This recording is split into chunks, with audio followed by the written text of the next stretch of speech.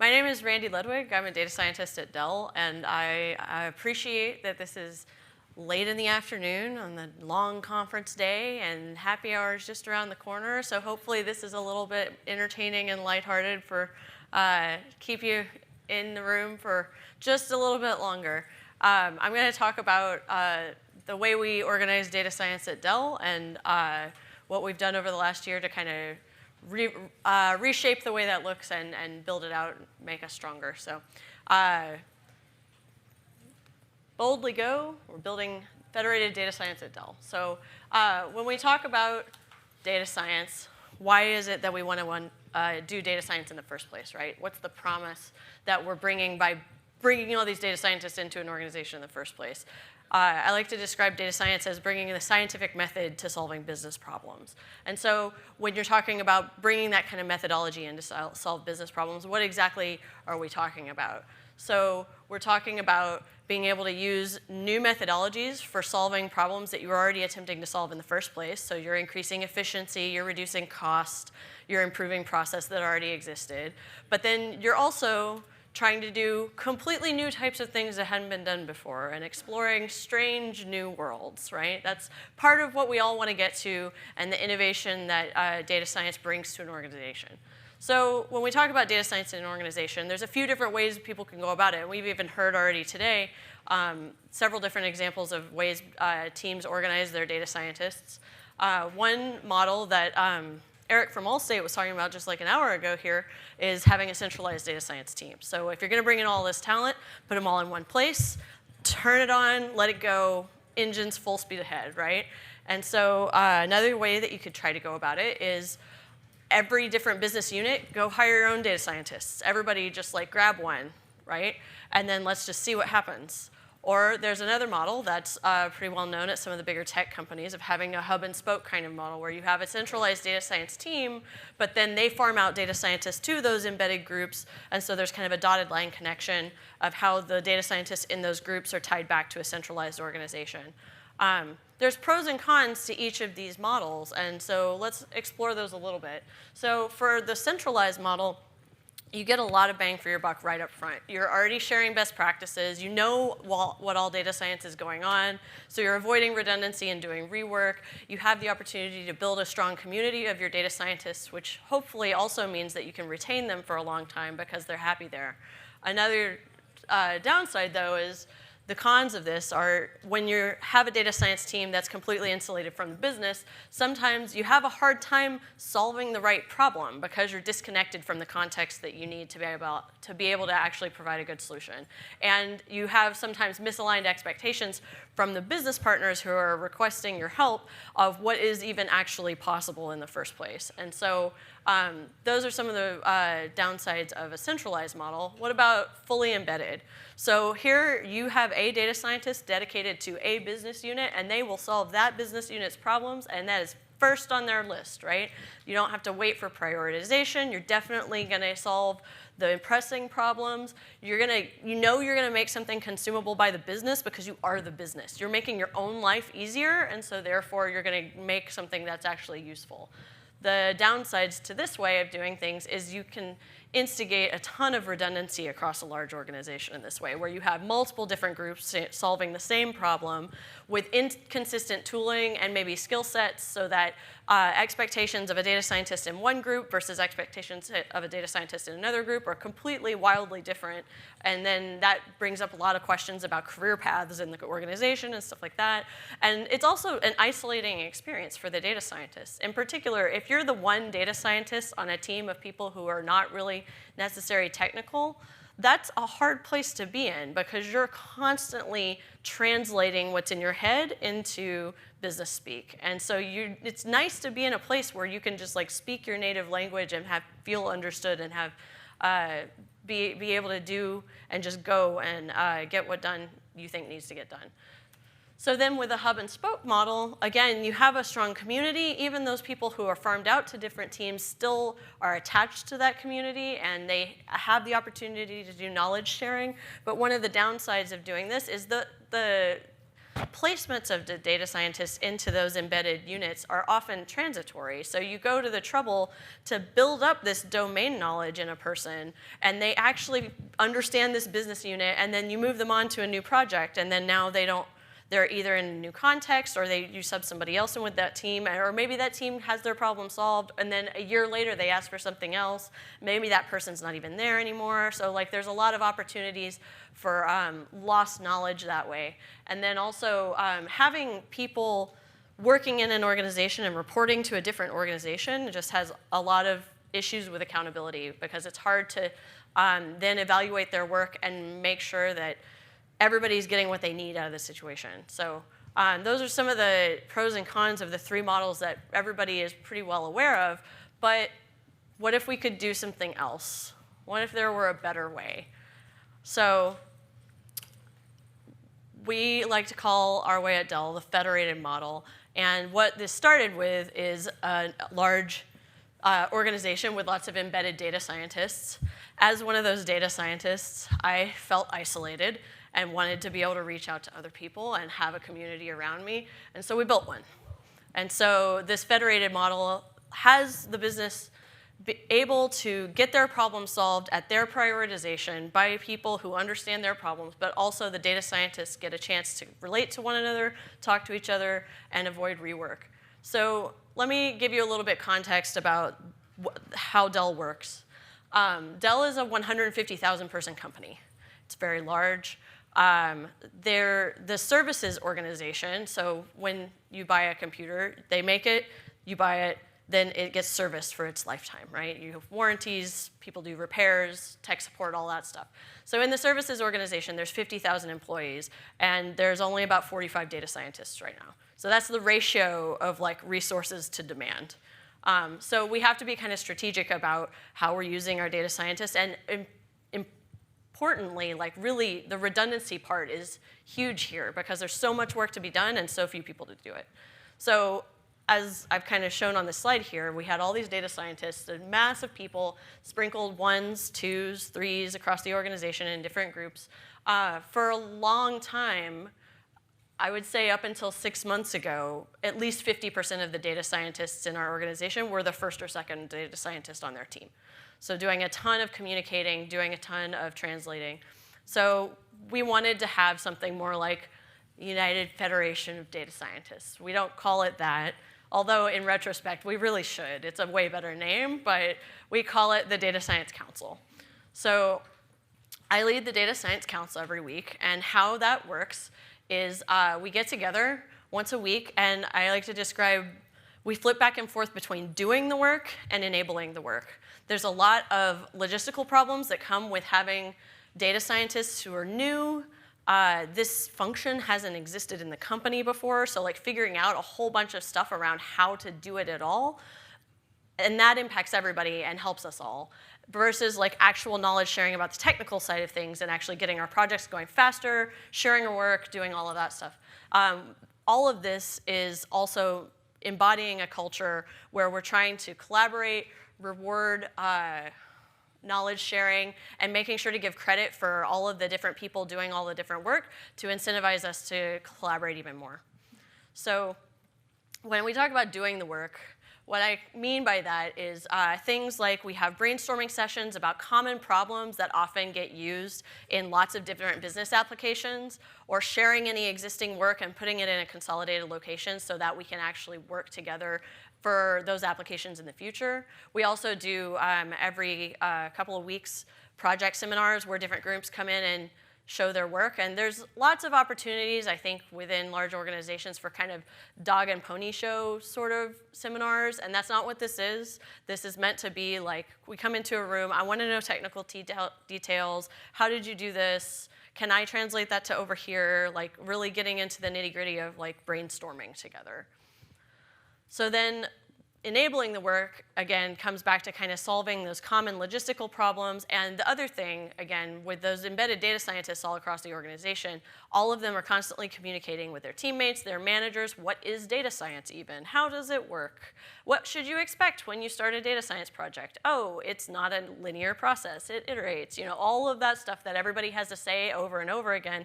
We kind of package together some common materials so that the message is vetted through the community. We're all saying sort of the same things, and it's less work on each of the individual data scientists to be able to share that information with their teams.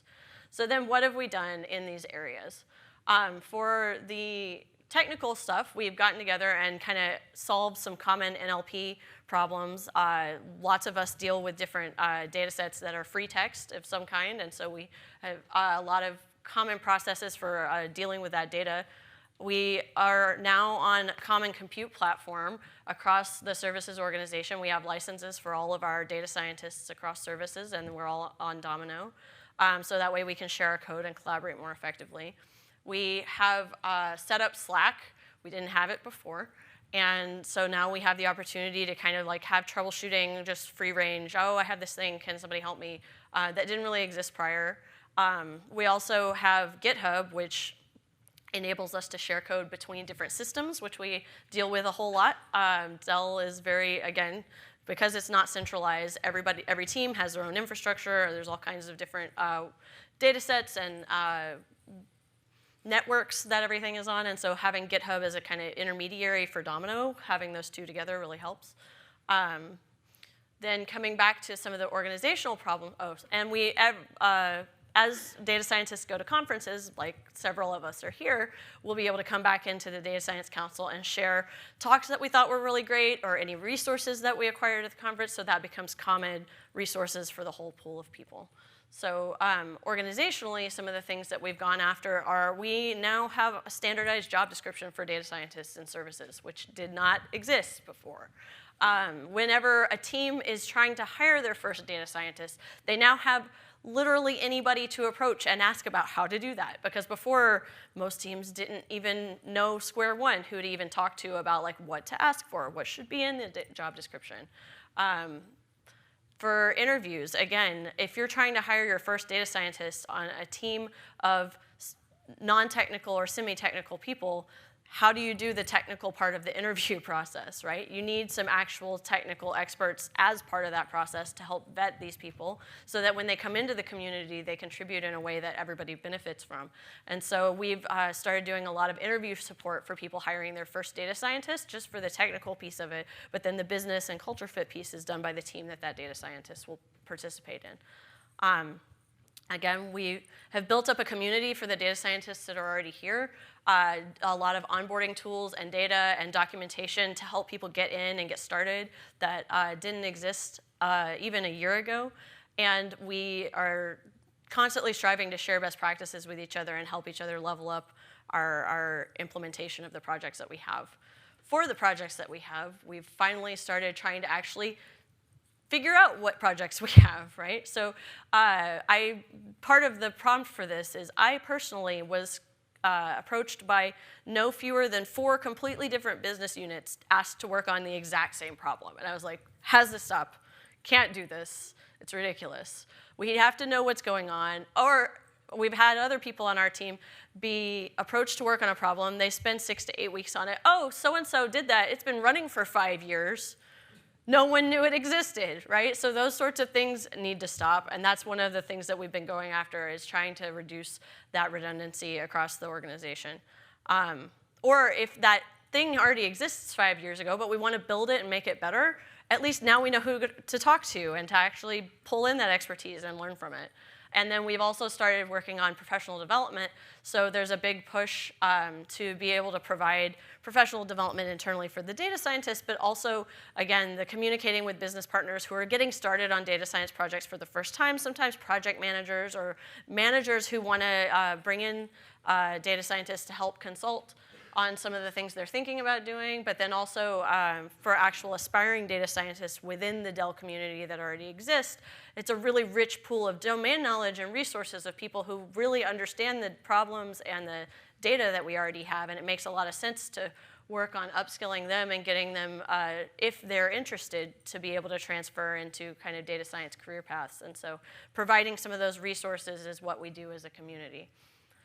So why is all of this important, besides the fact that it's frustrating to not have any kind of overarching view of these things? Like, you don't want to have 4 different versions of the same project running at one time and all of that. Data science as a whole is an organizational problem. It's almost never the technical side that's the problem. There's hardware challenges and there's software challenges, but those are, for the most part, kind of solved problems in a lot of business cases. It's just a matter of customizing it to your situation. But what's hard is people.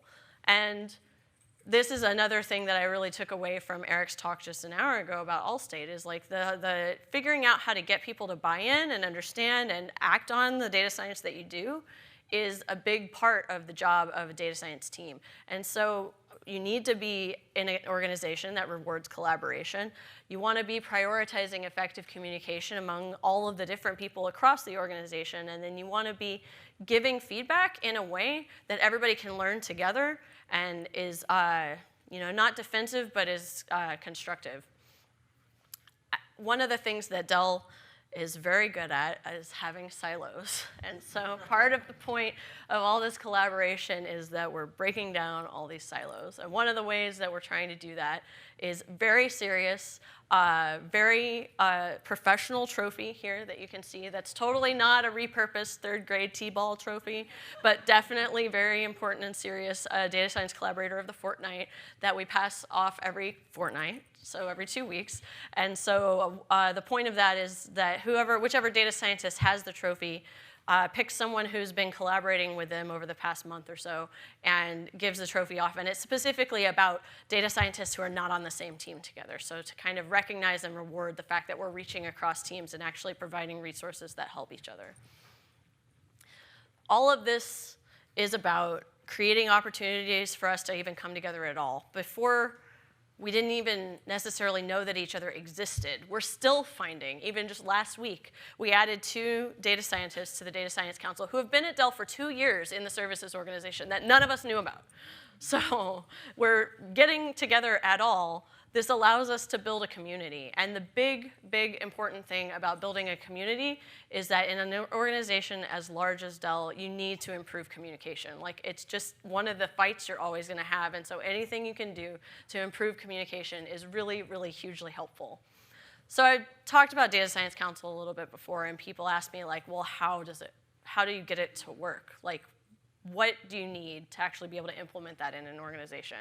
And I think one of the things that's really important is that we have some glue people who really, really buy in to the importance of the Data Science Council and facilitate and put together meetings and pull together resources and remind people that, like, oh, that project tracking list that we were trying to get everybody to fill out, that we really want responses so that we have a good sense of what all's going on. Like, hey, ping people with emails and get responses back for that. And advocating for the data science community at large across the business to other people who are not part of the data science community necessarily. All of that only works if those glue people actually get community support from the data scientists themselves. So you need people who will volunteer for things like presenting what work you're working on, or coming together to help define a standardized job description, or submitting examples of where they've seen in the past good job descriptions so that we have things to build off of. You need those volunteers to come in and actually help do these enablement things that are going to be good for everybody. And then the other piece is that we've really had a lot of executive support. And I don't think you can have those volunteers participating unless their managers are willing for them to spend their time on it, right? But then even beyond that, you need executive support for things like messaging. If we're going to talk about what data science even is, then you need to have avenues to talk to people other than just like, hey, I ran into you, can I tell you about data science, you know? So that's been a really great thing for us to have. So as a business person, like, who listens to a message of collaboration and says, no, don't want that, right? Everybody's gonna be like, yeah, okay, that sounds nice, but like, what do I get? So coming back to where we started, right? All we're trying to do is drive business value, right?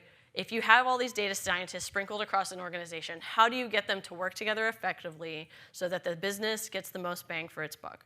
And one of the things, I really love this tweet from Angela Bassa. She's at iRobot, and she says, the greatest value a strong data science team brings to an organization is asking the right questions to figure out A, whether what's answerable is even valuable, and B, whether what's unknown is even answerable.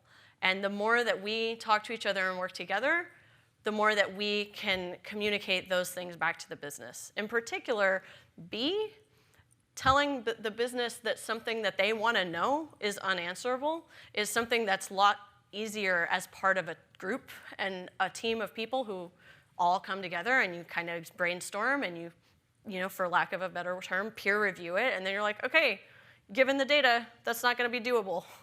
That is a lot stronger than like, oh, I'm the one junior data scientist reporting to my manager and they're asking me for something impossible and I can't do it because it's not doable, but they don't believe me because I'm just one person, right? So that's one of the strengths. Another thing is, again, the redundancy, time to value. Like when we have so few resources for such a large organization, it's really, really important for us to work together efficiently. And so we need to go as fast as we can. And as fast as we can means sharing things and building more complex, more sophisticated systems faster, better. So with that, I will say thank you, live long and prosper. And I will throw up here the Data Science Council mission statement, which you do not have to read in its entirety, but I'll leave that up for while I answer questions. So.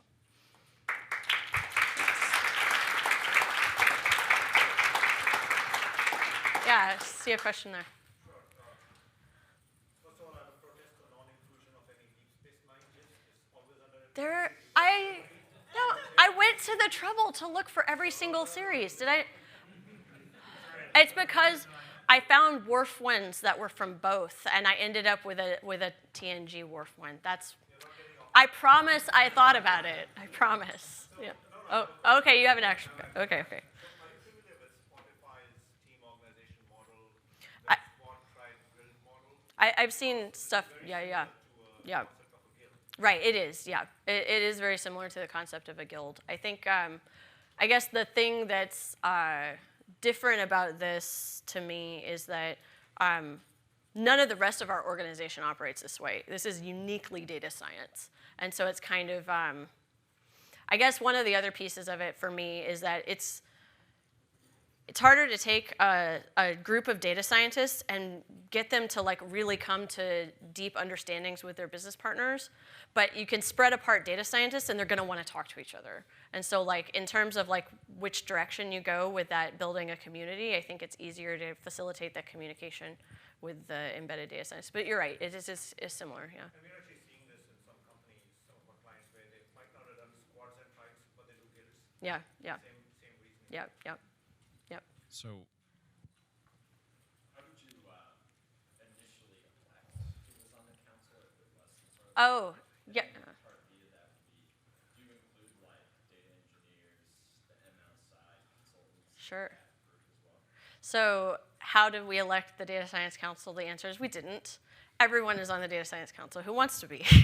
So our like weekly call list is something like 120 people now, but there's only like 40 data scientists, right? And so there's a lot of interested PMs or the data scientists managers or people like that who are associated, who are on the council or listen in on the council. So it's not meant to be strictly limited, I guess, in that sense by functionality. Yep. Have you thought of any changes that might need to be implemented there for the case of smaller teams in which you might not have like 10 data scientists, but just 2 and a couple of computer engineers?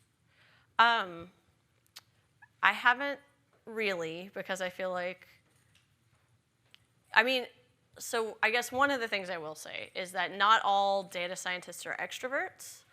And so that's one of the reasons why I come back to that idea of glue people. I think you need a person or several people who like want that thing to exist to prompt the whole thing into action. Because I don't think that natively a bunch of people who are intrinsically more introverted are necessarily going to seek out and build up that community for themselves. But once it exists, they'll participate in it.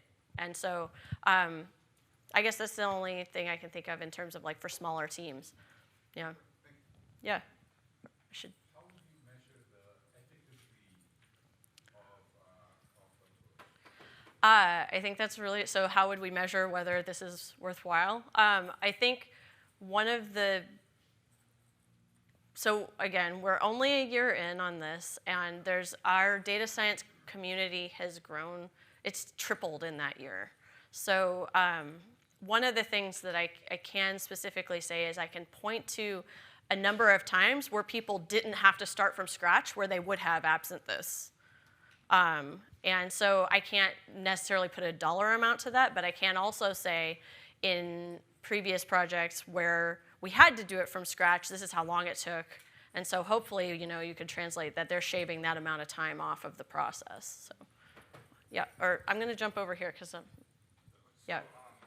You sort of presented your three ideas of like different models. Mm-hmm. This is the alternative. I guess at risk of making it sort of a binary question. Okay. Is this a better way than those three, or is this the best way to do embedding? So that's a fair question too. I think it has a ton of dependency on how your organization already works. And so at Dell in particular, the business units have, like we're Domino customers, and we've talked to them about how data science works in lots of different organizations, and they've come back to us again and again and been like, the amount of autonomy that the business units in Dell have is kind of staggeringly more than it is a lot of other places, which makes those silos, but also makes you fast and flexible. And so it was a necessary thing for us because embedding was just the only option that was ever going to happen. So I think there's the cons of the other models are not necessarily cons of this model, though, I would say. So, yeah, there was, yep. So when you talked about both the technical work that the council has done and the work around job descriptions, let's say, that seems a lot of that can be time-consuming. You run into issues where embedded data scientists wanted to work on it, but it wasn't a priority for their team.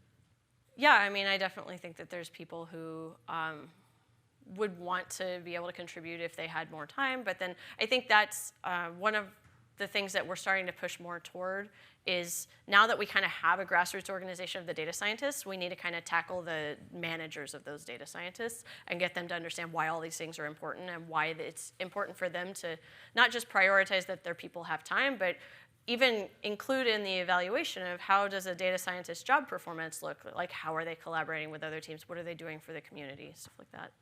Yeah, I think we're out of time, but one more. Maybe a similar question. I mean, if you see projects that are bigger that would really add a lot of value to the company as a whole, Right. But none of the individual embedded people would have either the manpower or the cloud investment to do that. How do you get something like that, invested in and going? Right. Well, one of the things I would say about that is because we've grown so rapidly, so recently, in order to do some cross-functional collaboration, we actually have a project that's kicked off right now that has multiple different teams participating in it, data scientists from different teams. And it's specifically in part because those data scientists were relatively new and weren't already completely 100% allocated resources.